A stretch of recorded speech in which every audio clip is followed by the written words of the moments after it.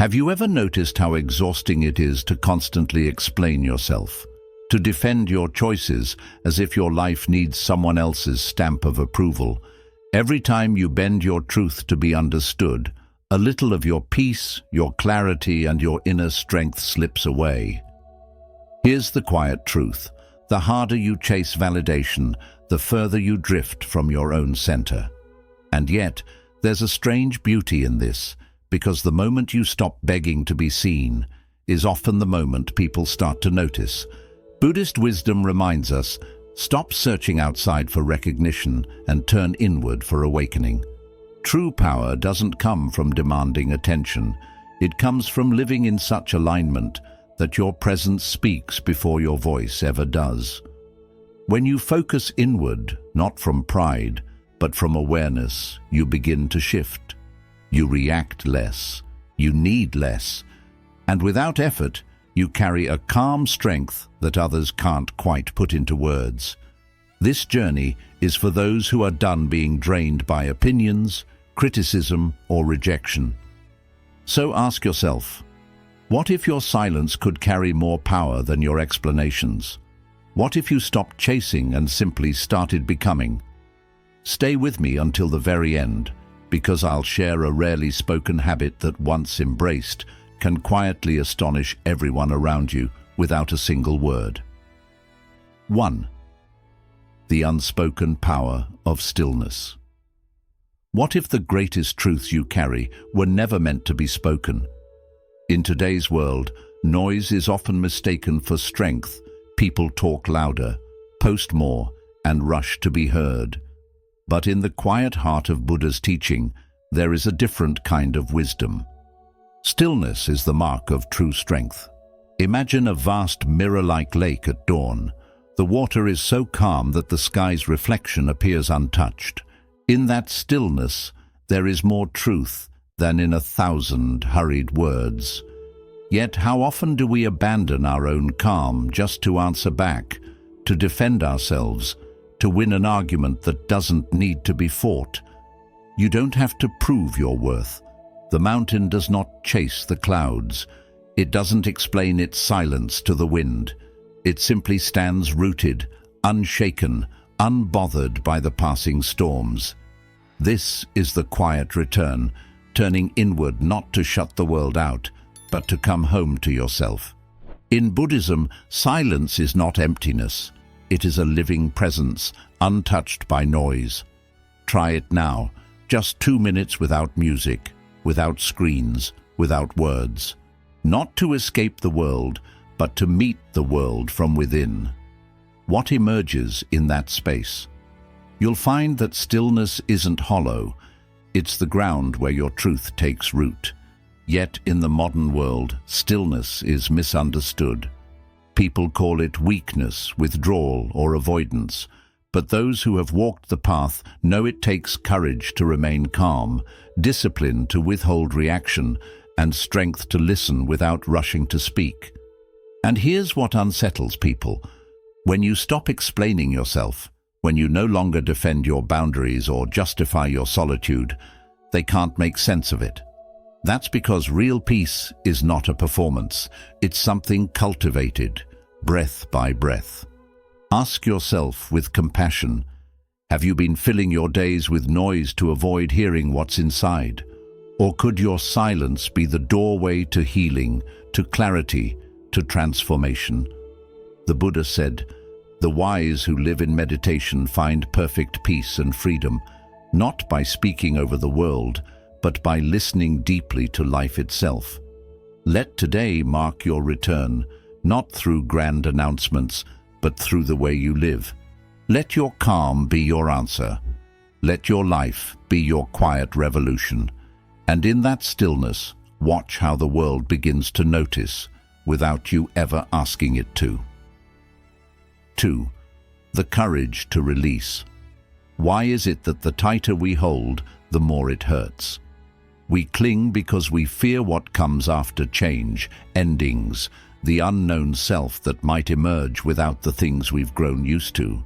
Yet the harder we grasp, the more our peace slips away. Like trying to hold water in a clenched fist, it escapes, leaving the hand empty and the heart weary. Buddhist wisdom reminds us that release is not surrender. It is courage in its quietest form. To let go of something that once shaped you is not defeat. It is giving yourself the space to grow, to heal, to breathe again. Often the wound is not caused by what has left, but by our unwillingness to let it go. What we cling to can cut us. What we release can lift us. Close your eyes for a moment. Picture one burden, one memory, one attachment resting heavy in your heart. Now imagine placing it gently into a flowing stream. Watch the current carry it away. No struggle, no resistance. This is the way of the wise. They do not wrestle with the river. They trust its course, knowing that what is meant to stay will remain, and what must leave will drift away. Still, the mind protests. It whispers, "What if I need this? What if I am nothing without it?" But this is an illusion. What truly belongs to you will never require your desperate grip. It stays because it is part of you. What departs does so to create space for something truer, lighter, more aligned with who you are becoming. Ask yourself softly, what am I holding that is already asking to be set free? Is it a relationship, an identity, or an old version of myself? Sometimes the most powerful statement you can make is not in holding on, but in letting go without anger, without spectacle, without explanation. The Buddha taught, you only lose what you cling to. And when you no longer fear what falls away, you rise stronger, steadier, freer than before. Others may not understand your peace. They may wonder why you no longer fight, why you no longer chase, but it is because you have stopped grasping and begun flowing. You have chosen to focus inward, not in bitterness, but in purpose. You let go not to run away, but to grow into who you truly are. And when you do, something remarkable happens. Your energy shifts, your life rebalances, and you begin to move through the world with a lightness that surprises those around you. In the end, you will not be remembered for how tightly you held on, but for the grace with which you opened your hand and trusted the river to carry you home. 3. The strength of unshakable. Calm. What if the clearest boundary you could ever set was your own peace? In a world that thrives on noise and quick reactions, people expect you to answer immediately, to match their energy, to join their storm. But in the heart of Buddhist wisdom lies a quieter truth. Peace is not surrender. It is strength in its purest form. The ability to remain steady in moments of provocation is not weakness. It is mastery. A torch does not argue with the wind, it simply keeps burning. Your calm is not the absence of power. It is the proof of it. Picture a candle in a storm, its flame steady not because it fights the wind, but because it protects its own light. You can be that candle. Choosing not to be disturbed doesn't mean you are detached from life. It means you are free within it. When someone tries to drag you into chaos, you have a choice. You don't need to defend every truth or respond to every shadow that passes your way. Sometimes the most powerful statement you can make is to say nothing. Sometimes the greatest move is stillness. We're taught to prove, to justify, to explain. But the moment you stop reacting, everything changes. People notice, they question, why are you not answering? Why are you so still? And in that stillness, they encounter something they can't control. You are no longer at the mercy of the outside world. You are anchored in yourself. Try this. The next time you feel pressure rising within you, pause. Take one slow breath. Create just a moment between the feeling and your response. That space is your sanctuary. That pause is your wisdom. And in that quiet, you'll meet the truest version of yourself. Ask yourself gently, who am I when I don't react? Who am I when I no longer need to defend or explain? You are not the noise, you are the awareness that hears it. You are not the storm. You are the sky it passes through. And when you learn to be the witness instead of the fighter, your energy shifts, your vision clears, and your path becomes light. The Buddha said, "Those who are free of resentful thoughts surely find peace." So let your peace be your boundary, not in walls or sharp words, but in a clarity that says, "I will not go where my peace cannot follow." Practice non-reaction, not to win, but to remain rooted in your truth. Some won't understand, some will push harder, but over time they will see. There is nothing more striking than a person who cannot be shaken. Let your stillness speak louder than any reply. Because in a noisy world, the calmest soul becomes the one voice that truly echoes. 4. You are not required to explain yourself. Why does constant explanation leave the soul so weary? There's a unique kind of fatigue that comes from feeling you must justify every decision, your silence, your changes, your path forward. It's as if the world expects a reason for every breath you take. But here's the truth. You are not here to explain yourself to everyone. The tree does not debate with the storm about why it stands still. It sways when the wind demands, stands firm when the ground holds, and grows quietly without announcing every leaf. You too can expand without broadcasting every step. So much energy is wasted trying to prove you are kind, capable, wise, or right. True peace begins when you stop explaining yourself to those determined not to understand. The Buddha did not travel from home to home justifying his awakening. He lived his truth with patience and presence, and those ready to see followed. Like the moon, you have phases. Some nights you are full and bright. Other nights you retreat into shadow. Both are natural. Both are sacred. You do not need to explain why you've changed, why you've chosen solitude, or why your light no longer matches the noise around you. Not everyone will understand your stillness, and that's not a failure, it's freedom.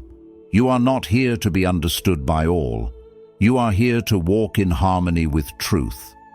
So the next time someone misreads your boundaries, your no, or your silence, let it be.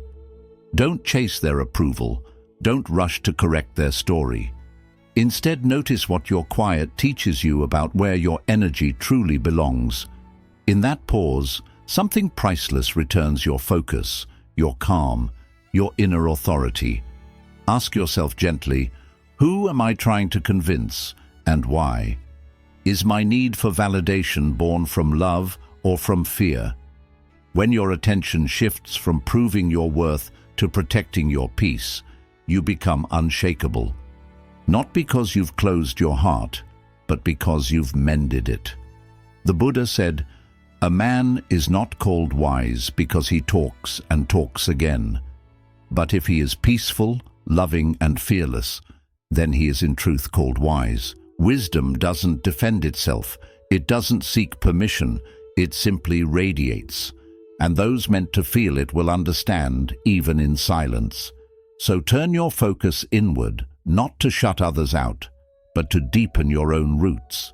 Let the world think what it will. Let the noise come and go. You are not here to persuade, you are here to become. And in that quiet becoming, you will astonish more than you ever could with words. 5. Master yourself or be led by the world. Why is it that a single harsh word can ruin an entire day?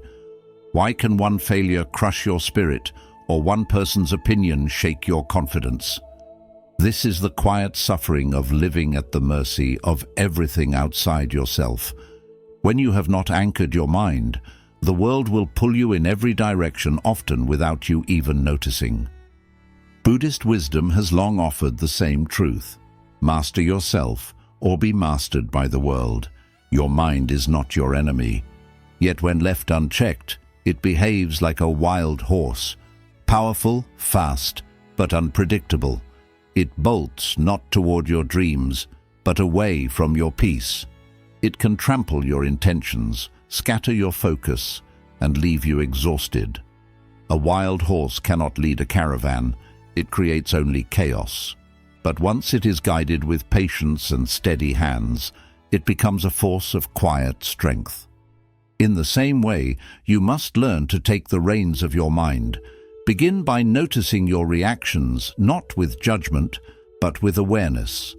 The next time a thought rushes in or an emotion rises like a wave, pause. Ask yourself gently, who is steering this moment, me or my emotion? Each pause is a victory.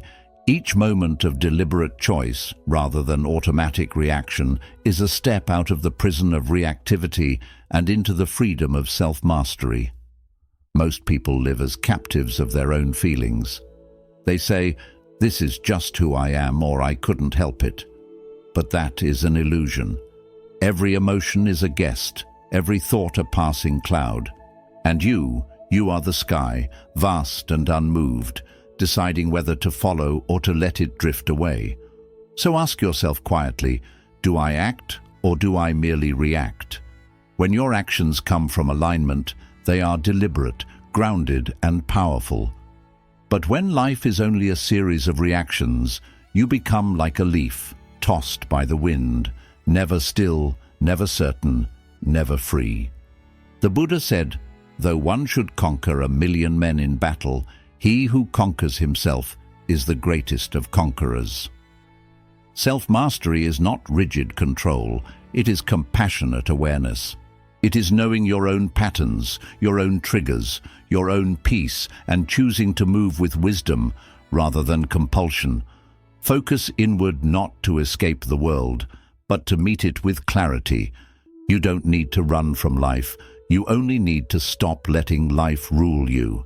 And when you do, something changes. Your steps become slower but surer. Your voice softens, yet carries more weight. You begin to choose calm over chaos, and people take notice not because you demand it, but because your presence has shifted. The one who has mastered themselves needs no crown. Their very being speaks of power. 6. Letting go because you truly care. What if caring deeply didn't mean holding on tightly? Many of us mistake attachment for love. We think that to prove our care, we must be involved in every detail, guiding every outcome, shaping every moment. But Buddhist wisdom offers another path. Let go not out of indifference, but because your care runs deeper than control. Real love is spacious. It gives others the freedom to grow at their own pace. It does not bind, it does not demand, it does not insist on shaping someone into what we think they should be. Attachment often hides a quiet fear, fear of loss, fear of change, fear of uncertainty. True care is fearless. It trusts that what is meant to remain will remain without being gripped. Think of a wise gardener. They do not tug at the petals to make a flower bloom faster. They water, they nourish, they watch patiently. They care not through force, but through gentle presence. And yet, the mind resists. It whispers, "If I loosen my hold, things will fall apart. If I stop controlling, I'll lose what matters most." But has control ever brought lasting peace, or has it only made your love conditional? The moment you release the need to manage every detail, something new begins to grow, a softer strength, a clearer understanding. You see others not as projects to be completed, but as whole beings exactly where they are. Try this today.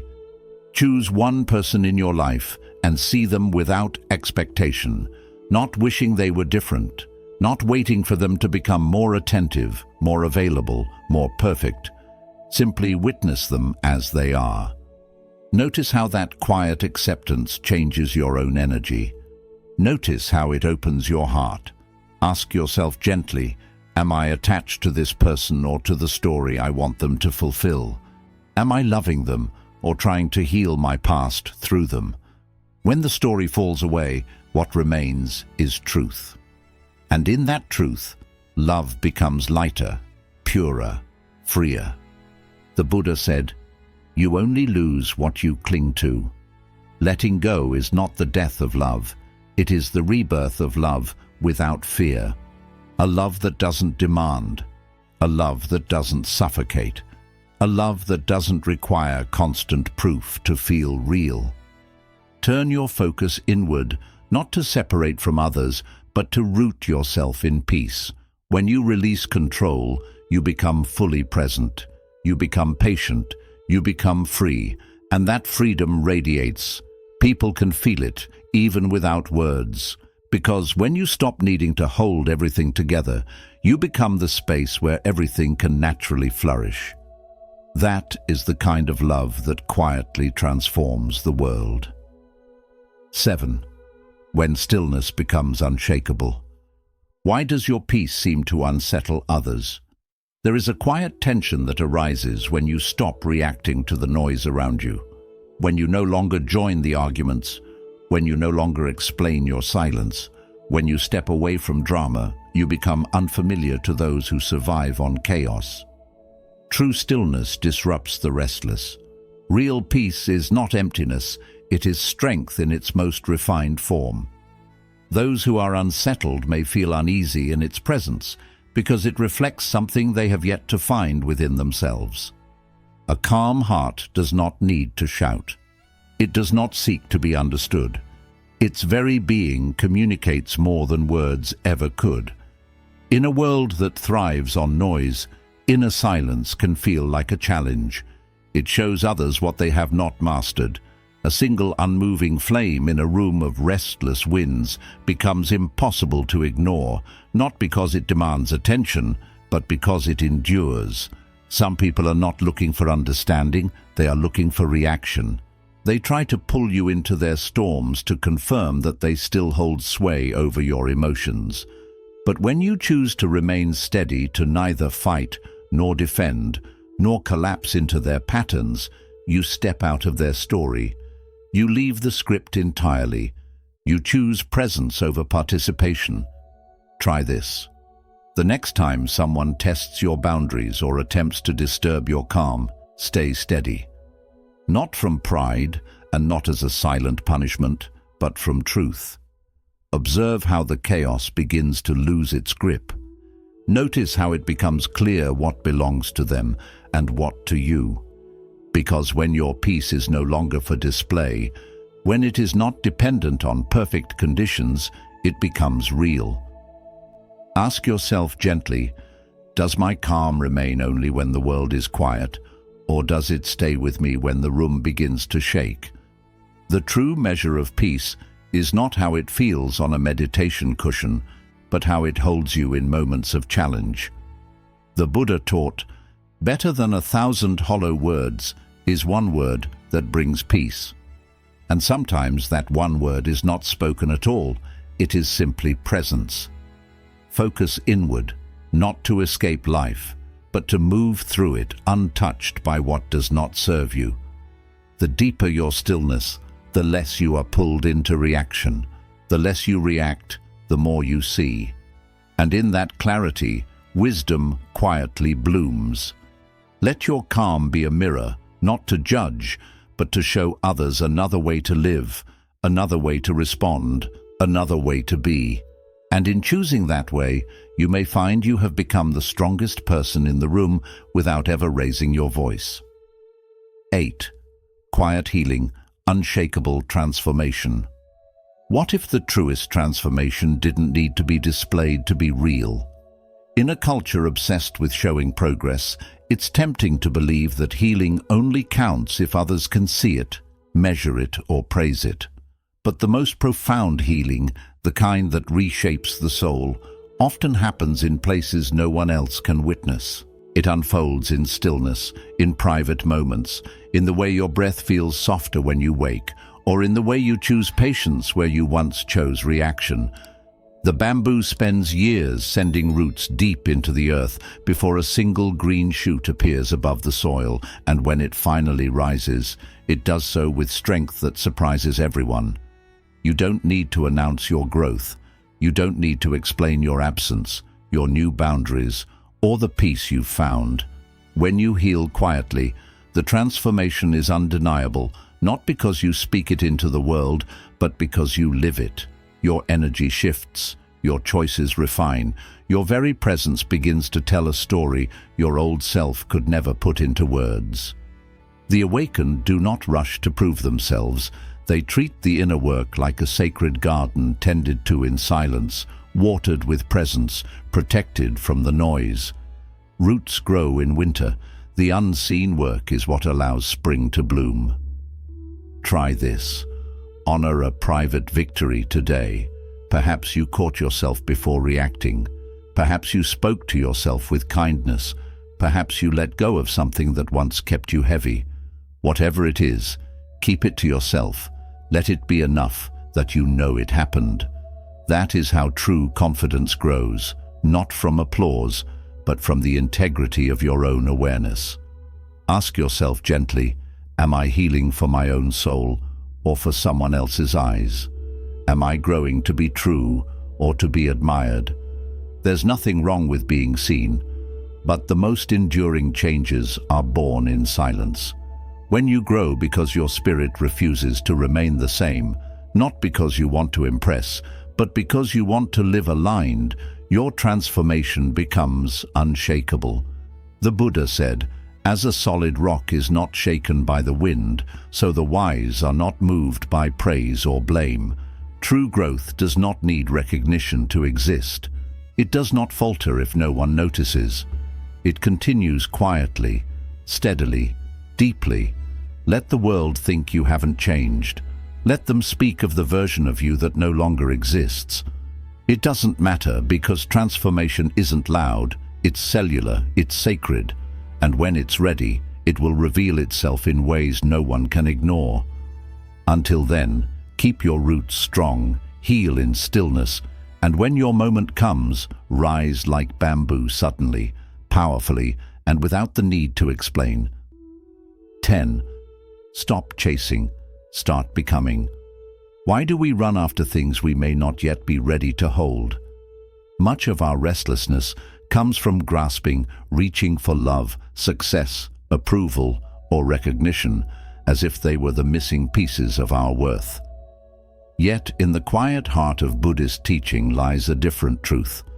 Do not chase, become. A ripe fruit does not call to the bee, it does not plead to be noticed. It simply ripens in its own time, becoming what it is meant to be, and the bee arrives.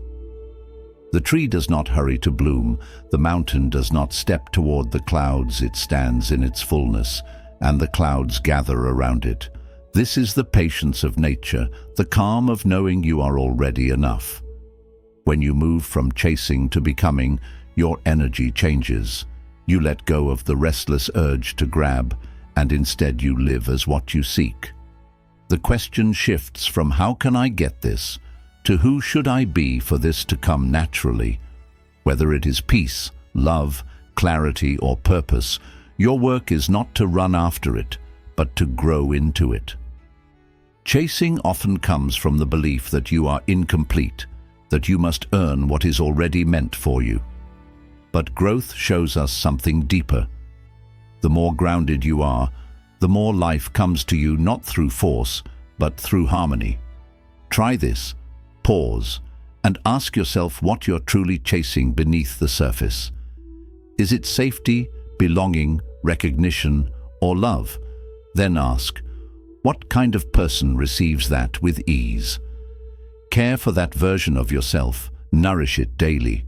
Trust that what is meant for you will never miss you. When you hold peace within, peace is drawn toward you. When you walk in love, love comes to you. When you carry yourself with worthiness, the right opportunities gather without begging, without proving. The Buddha said, "What you think, you become. What you feel, you draw in. What you imagine, you bring to life." This is not magic, it is presence. It is the steady, quiet power of someone who has stopped running and begun rising. So turn inward, not to escape the world, but to shape the essence you give to it. Let go of gripping outcomes. Become the kind of soul that no longer needs to chase. Your life will start to shift softly, without effort, without noise, without needing permission. Like a mountain, simply rise and let the clouds gather on their own. Bonus lesson: the power of the space you leave unfilled. Have you noticed how the silent pauses in music make the notes more beautiful? Or how a pause in conversation can hold more meaning than the words themselves? In life, it is often the space we leave open that carries the most power. We live in a world eager to fill every silence with words, with noise, with movement. But Buddhist wisdom reminds us, not every space is meant to be filled. Some are meant to be felt. Think of a pot. Its usefulness comes not from the clay, but from the empty space inside. In the same way, the value of your presence is not only in what you say or do, but also in what you choose to leave untouched. When you resist the urge to fill every gap, you give life room to breathe. You give others space to reflect. You give yourself the gift of clarity. The most magnetic people are not those who always give more, but those who leave space for others to meet them halfway. Try this. The next time you feel the pull to rush in with answers, validation, or explanation, pause. Let the space remain. Notice how strange it feels at first. Notice how it slowly shifts the energy in the room. Ask yourself gently, what might happen if I let silence do the speaking? What might grow if I stop planting in every inch of the garden? Sometimes the space you leave unfilled holds the most power, becomes the place where trust, curiosity, and connection are born. The Buddha said, "Do not be in a hurry, for every moment has its own time. You don't need to fill every second. You don't need to have the last word. You don't need to rush the unfolding. Leave space in your life, not because you are absent, but because you are present enough to know that not everything needs your constant touch." And you will see that in this openness, life begins to meet you in ways it never could when you were trying to hold everything together. Conclusion: every teaching we've explored returns to a simple truth. Your greatest strength is found within when you choose silence over reaction, when you let go instead of clinging. When you focus on becoming rather than chasing, you step into a way of living that cannot be shaken by the world's noise. Buddhist wisdom is not about running from life. It's about meeting it with clarity, courage, and compassion. It's about knowing when to stand steady like the mountain and when to flow gently like the river. It's about guarding your energy, honoring your stillness, and trusting the timing of your own growth. And perhaps the most surprising part, you don't need to announce your transformation. You don't need to prove your worth. The moment you stop trying to convince the world of who you are, you begin to simply be who you are, and the right people, the right opportunities, the right moments will find you naturally. So, as you move forward, carry these truths like quiet lanterns. Light them when the path feels dark, and let them guide you back to yourself when the noise becomes loud. Remember, the calmest soul in the room is often the most powerful. Your peace is not weakness, your silence is not emptiness, and your growth is not for show. It is for you. Nurture it, protect it, and let it speak in ways words never can. If today's journey spoke to you, share in the comments. My growth speaks silently.